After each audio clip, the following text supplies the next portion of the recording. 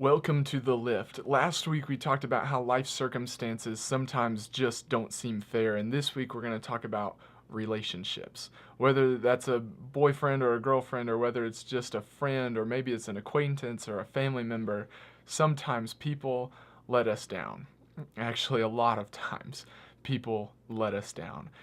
And what do we do when people do let us down? What should we go through and how should we deal with it? Because a lot of times we put a lot of trust in these people, and then that trust is completely broken.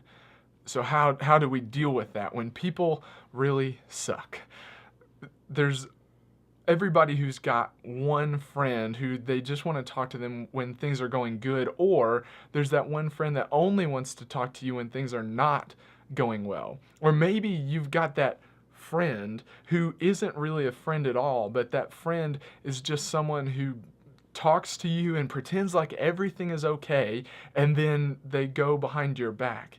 And I can remember from college, and ladies, not to upset you or anything, but girls, you are the worst at this. And I can remember every single sorority, it was like when they were together, it was all like, oh, we love each other. This is the best sisterhood ever. We love you. We love you. And then behind closed doors, when they're talking to people who are not in that sorority, they're like, oh, she is the worst. Let me tell you all these things that happened to her. And then sometimes that person would find out what this other person had said about them, and all of this trust in this sisterhood was completely broken.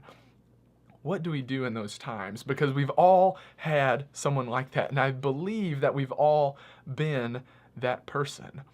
So this week we're going to talk about friendships, relationships, family ships, whatever it might be, and how sometimes people will let us down, and sometimes people are the reason that this world seems so dark. But what I hope that we will find is that no matter what is going on in your relationships with other people, you were not destined for darkness. This is The Lift.